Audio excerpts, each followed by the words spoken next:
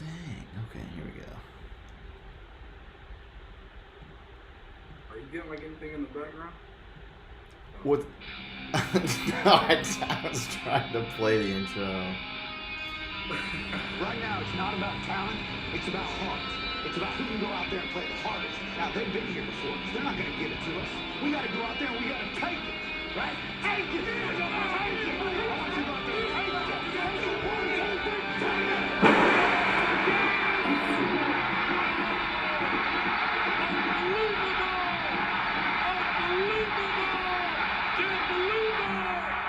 Welcome. We're at our first ever pregame show for the NFL kickoff. We got the Chiefs. We got the Texans. Sammy, how you doing? Yo, sports world, Savage Life. What's happening? It's another day in the neighborhood. We're going to start the show off, and I am going to do something I never do on this show. I'm going to get serious real quick, right quick. So, this morning, I saw this live, Sammy. I saw this live. I was watching Undisputed. Keep it poppin'. I like the intro by Lil Wayne, but I was watching this live, and then I saw this, and I'm going to play it for you right now. I'm going to ask our audience to feel free to go ahead and condemn me if you choose as cold-blooded and insensitive on this issue. I have deep compassion for clinical depression, but when it comes to the quarterback of an NFL team, you know this as well as I, better than I do. It's the ultimate leadership position in sports. Am I right about that? You are commanding an entire franchise. What's the roster now? Is it 53 still? 53, but I think they got like 15 practice squad guys. But you're commanding a lot of young men and some older men. And they're all looking to you to be their CEO, to be in charge of the football team. Because of all that, I don't have sympathy for him going public with, I got depressed. I suffered depression early in COVID to the point that I couldn't even go work out. Look, he's the quarterback of America's team. The whole thing with him was like, I'm not the person to talk about this because the Cowboys are my team. So, like, that was his, like, excuse. We've seen this from a few athletes, Sammy. Playoff P. He was in the dumps, came out. Now we see this with Dak. And now you're going to see it with me. Sammy, raising my hand, I suffer from depression and I've had it before. And my life was great. My life was great at the time. I was a media manager. I was making TV commercials. I had my family, my friends around me. I had a dog. Everybody would have thought, but it's a mental thing. And what he was trying to say is he doesn't want it public, so other people are going to make fun of him for it. Like, I don't know any, like, shit talking going down, about that. But I don't know, I'm not in that locker room. But I will tell you this. When you have depression, there's nothing that anyone can say that's going to make you feel worse than you already feel. So that doesn't make any sense by his, standpoint or anything like that. And I'm going to wrap it up with this. It's a real thing, okay? So if you need help, go get help. I needed help. I got help. I'm better. I'm doing better. You're not a little bitch. If you want to talk about it, you got to get it out there, get it out in the open. And the second thing that hit me with this, Sammy, is Skip Bayless has had some wild shit throughout his entire sports career. And we're going to read a few of these tweets. This one was about Peyton Manning signing with the Broncos was a mistake. Peyton Manning's mind-blowing mistake choosing Broncos over the 49ers Titans will become the greatest thing to ever happen to Tebow. What do you think about that? Skip's Bayless and the things he has to say, he's unbelievable. He's a character, so anything he has to say, Here's another one. Again, I think Cam can be a good NFL quarterback, but I think Tebow, given Cam's opportunity and support, can be a little better. So he already picked Tebow over Cam. And he also picked Josh Freeman over Cam. And then, my point is, folks, even though what he said was dumb, and even though what he said was really stupid, he's a stupid guy. listen to the stuff that he said. So, when you get upset with people who say shit like that, what else are they talking about? But I have a ceremony for Skip Bayless.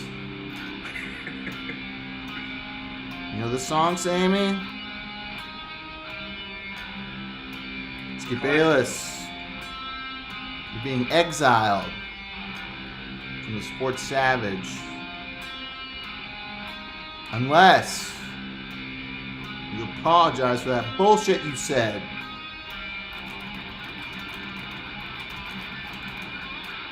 Skip Bayless, fuck you! There we go. That's going to be on YouTube and iTunes and everything else, from the Sports Savage. So now that we can get past all that, Sammy, what do you like going on tonight in the game? I mean, that was a very savage way to handle Skip Bayless, by the way. But I mean, tonight, what we got going is something I love to see, and that's two black people at the height of their powers competing. We got Deshaun Watson on one side, we got Patrick Mahomes on the other. One is the future of the NFL, the other one was the future of the NFL before the other guy came into the league. So other than some porous defense, I think we're in for some good shit. Yeah, I'm looking forward to it. I mean, these are the two highest paid quarterbacks, right? Deshaun just got his money. Mr. Ketchup, he's got his cash. The Chiefs are a pretty big favorite. I think it's almost 14 points. I don't know. I mean, the Texans, like we've said, it's Deshaun's team now. I mean, I think it's been his team for the past. I don't even know who the Texans running back is. Do you? Yeah, they traded for David Johnson. Oh, that's right. How can I forget? Fantasy gold a couple years ago. What happened to him? And I'm probably starting him in his fantasy leagues tonight. I mean, what do you think? Like, can he? Because he was a stud in Arizona, and then he got hurt. He's like a really bulky guy. So some people say he might have too much bulk. I don't know. I mean, what you're turning me into right now is one of those guys who have to say shit like, if he stays healthy. It's one of the worst sentences in sports talk in general. But with that being said, which is also a shitty sentence, David Johnson is a premier back. When he's on the field, he's 100%. He's never been a speed guy. He's always been more of a bruiser. Liken him to like a Le'Veon Bell without the wiggle. He's going to run through you before he runs around you.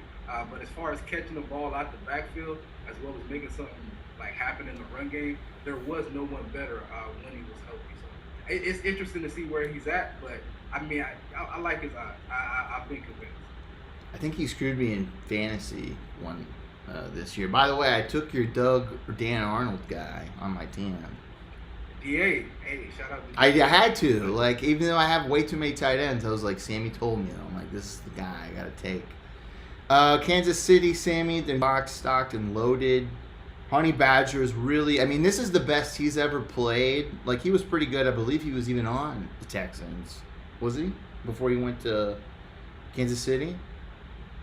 Yeah, the Honey Badger? Yeah. He played great. You got P. Mahomes. You got all those weapons. Travis Kelce, decent O-line, good coach. I mean, they only got Baltimore in their way. Yeah, like the entire league does. But with that being said, I'm going to flip the script. I'm interested to see who has the better defense. On paper, you would say Kansas City. They got D4, like you said. I mean, not D4. Try the man. They got Eddie Clark. They got Honey Badger. They have some pieces, but at the same time, if it's a reason why Kansas City is going to lose a game, it's going to be because they're outscored. With the Texans, other than J.J. Watt, I mean, unless you're an aficionado, there's not too many names on that defense that are going to be out there making plays. But with Deshaun Watson, he's going to need something without Hopkins being there other than himself to make them actual Super Bowl contenders. So I'm interested to see the other side of the ball and see what we can go on with. DJ Salt, Cha-Ching, two highest paid too. I guess he's talking about quarterbacks. We got competition tonight. Colin Cowherd started a live video, Sammy. What the fuck? This is supposed to be our night. It was our time to shine. I mean, you could just only take it as a compliment when someone tries to be like. They're trying to beat us out. For, peeping the YouTube waves, not really wanting to hit the subscribe button because I guess he'd blow up if he showed that he followed and go subscribe to the Simon Show. But innovate. That's how we do it. We can flip around to sports. The Bucks got eliminated. Giannis says, "I'm not going anywhere." Could be here today, could be gone tomorrow. How much stock do you put in him saying he's going to stay there? I don't believe it. I think once he'll get courted, he'll go on these recruiting trips, stuff like that. He'll see that there's more than just Milwaukee, but a lot of people want to see him stay with the Bucks. I say the hell with that. Get on a good team, win, get your rings. You're not going to get an argument against player empowerment with me. He's definitely going to be in Milwaukee for at least 1 year, because that's kind of how his contract's set up. So if you're in Milwaukee, are you going to hold your own feet to the fire and get nothing for him because you want to be loyal and let him walk in free agency? Or are you going to do the smart thing and get bashed in the media for a couple months, but also recoup something for someone who's as important to your franchise as Kareem Abdul-Jabbar? So it's interesting to see who ducks first as far as this game of chicken with Milwaukee and Giannis' loyalty, but I think it's a foregone conclusion that I don't see him signing an extension. No. He might even go to the Heat. I don't know if you go to the team that knocked you out. Why not? If you're Giannis. Haven't you been on the playground? Two guys getting a fight, one guy knocks the other one out, and then they become best friends? Haven't you seen that? It's in like every movie ever. That definitely happens, but with this it'd be more so like we were fighting and then I slipped in the fight and got hurt, so people say that you actually won, but really I feel like I could probably beat your ass if I didn't slip. So I feel like Giannis is kind of built differently in that manner where I don't know if he's like a full of KD, I guess if you want to put it out there, and join the team that just knocked your ass out, but at the same time, I don't know if Milwaukee can do what he needs, which is surround him with championship pieces. Yeah, I don't know, man. But NBA, I think the Lake Show's on right now. I don't know what the score is. We got college football tonight. Miami, UAB. This is the first time ever all the sports are on at the same time. So there's going to be probably the boycott crowd. It'd be like, no one's watching NFL. Yeah, well, there's 9 zillion other things on. But I still think it's going to... people have been waiting for this for such a long time. It's so weird now that it's finally here. I don't know. I didn't think we were going to be at this point watching sports the way things were going. So, Sammy, how do you feel right now? We're about to watch NFL football. I feel great. I feel like it's almost not even like a national pandemic going on outside. It's crazy. It's so great that I have these great, interesting distractions to not have me think about that shit is really not okay. But other than that, I feel good. The Baltimore Ravens are on a Super Bowl run. The Magic made a healthy playoff showing. UCF is about to get started. So I have things going on that I'm really interested in, as well as the leagues in general. But yeah, always great to have distractions. It is in my Knowles Saturday against Georgia Tech. Can't wait. Are they going to cover? Do you even know the spread? Yeah, it's it's almost 14 points. So if they do cover, that would be great. But I don't know. Wow, that doesn't sound confident.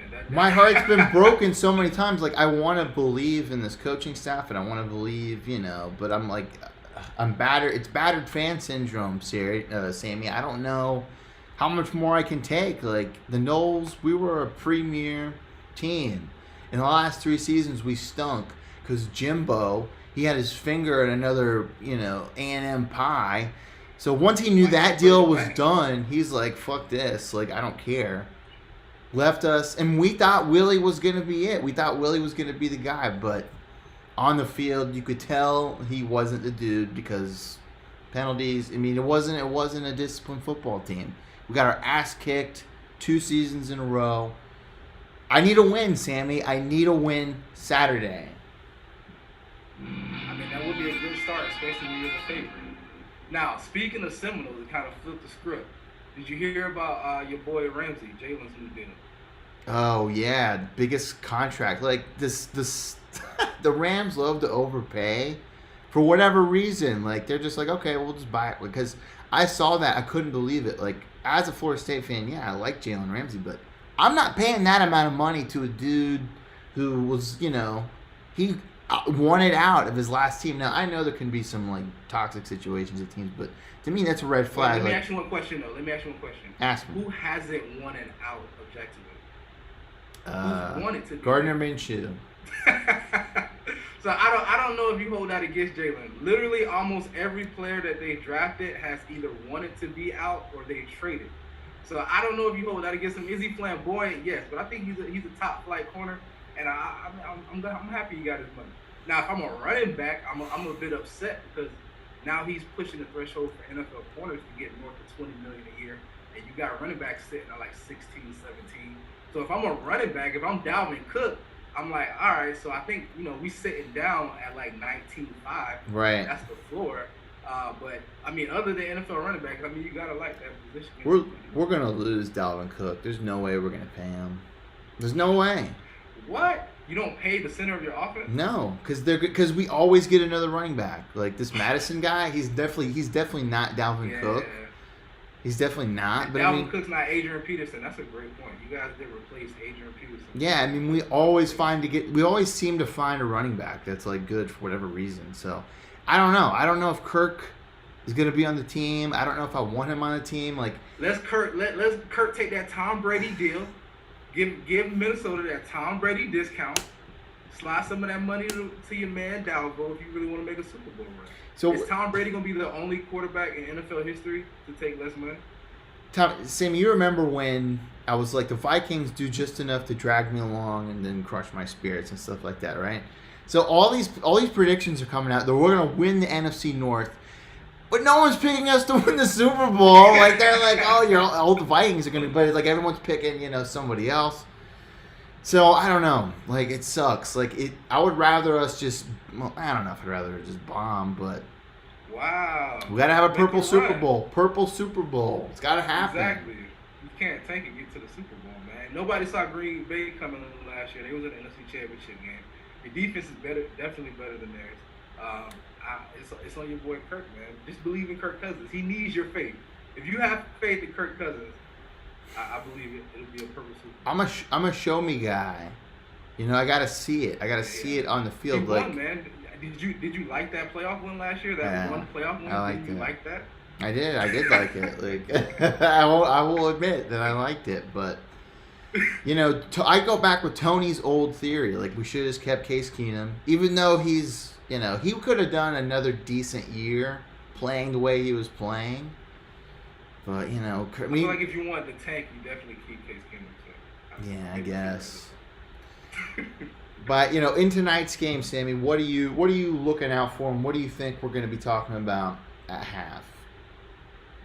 At halftime, I think we're going to be looking at, I believe, 5 touchdowns scored, possibly 3 passing for Patty, 2 passing for Deshaun. But just in general, I think we're going to be talking about how well the offenses look, or maybe how bad the defenses look. So I'm interested to see Kansas City's rookie running back. Are they really just going to hand him the rock on a Super Bowl? They're trying to run that back as champions. Are they really just going to hand the starting job to a rookie, even though he was talented at LSU? And I mean, just the Houston Texans in general, like what are they like? Is Will Fuller number 1? Like, Notre Dame going on? Do you think Bill O'Brien makes it through this season? Like, if this is a dumpster fire, let's say they start off. I don't. Well, people say he's got too much power. Because he's like he's the coach and the president of football operations, right? So he's like complete control. I don't know. He's probably gonna want both, and they're probably gonna say, well, you can't have both. Then maybe he walks, maybe not. But I mean, he's got a decent team. J.J. Watt, what happened to him? Is he gonna come back at all and be? He's still on these lists. I haven't really seen him make that big of an impact. He's on all these Subway commercials. So too busy chowing down on those. But I don't know. Kansas City's a fun team to watch. I think they're going to be up probably, I'll say up by 10 at the half to the Texans, Sammy. Yeah, I think that's a safe bet. But I'm really more so intrigued to see what the future of the NFL looks like with these 2 quarterbacks. I mean, obviously the quarterbacks are the divas. They're the real divas. Shout out to all the receivers. And they're the face of the franchise and all that jazz. But I mean, this is why you get paid the big bucks. Premium prime time night. They got the big contract. That's a weight lifted. So we should get out. They should be really out there slinging. They should. All right, we're gonna be back at halftime. Call or text 470-391-4034. Text anytime during it if you want. We'll come back. We'll read them. Leave a voicemail. We'll play them. And feel free to call in during that halftime show where I'm sure we'll have a lot to talk about. Hopefully you guys got a lot to talk about. But until then, Sammy. Peace. Get at me.